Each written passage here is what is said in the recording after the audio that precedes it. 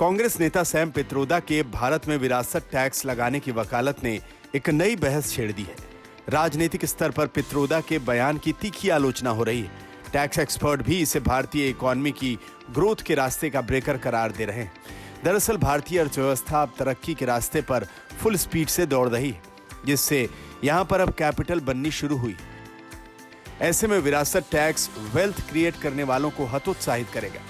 वहीं विरासत टैक्स लगाने से जिस गरीबी को पूरी तरह दूर करने की बात सोची जा रही है, उसकी भी कोई गारंटी नहीं है। भारत में 1952-53 में कांग्रेस सरकार के जमाने में विरासत टैक्स वसूलने के लिए संपत्ति शुल्क कानून लागू किया गया था, लेकिन इस टैक्स व्यवस्था से ना तो राजस्व में बढ़ोतरी हुई और ना ही भारत की गरीबी दूर हुई, बल्कि इससे टैक्स संबंधी मुकदमेबाजी बढ़ गई, जिसे देखते हुए राजीव गांधी की सरकार ने 1985 में इस कानून को खत्म कर दिया।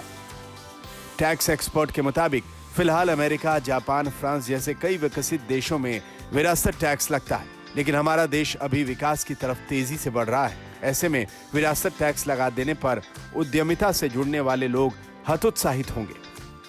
विरासत टैक्स से देश में एक अलग प्रकार का असंतोष पैदा होने की आशंका है। जिस किसी के पास भी थोड़ी सी संपत्ति है, वो डरने लगेगा। इससे देश में वेल्थ क्रिएट करने वाले लोग डरेंगे। बड़ी फैक्ट्री, उद्योग लगाने का माहौल खत्म हो जाएगा। काम नहीं करने वालों को इस बात की उम्मीद होगी कि उन्हें भी संपत्ति मिल जाएगी। वहीं विरासत टैक्स लगाने पर उद्यमी अपना पैसा विदेशों में भेजने लगेंगे। भारत में विरासत टैक्स जब लागू था तो यहाँ के व्यापारी अपनी कमाई विदेश में भेजने लगे थे। वो अपनी प्रॉपर्टी को अपनी मौत से काफी पहले ही अपने बच्चों को देने लगे, जिससे कि बुढ़ापे में उन्हें अलग तरह की आर्थिक परेशानियों का सामना करना पड़ा। अमेरिका के फ्लोरिडा में विरासत टैक्स नहीं लगता है, तो कई अमेरिकी नागरिक टैक्स प्लान करने के लिए फ्लोरिडा चले जाते हैं।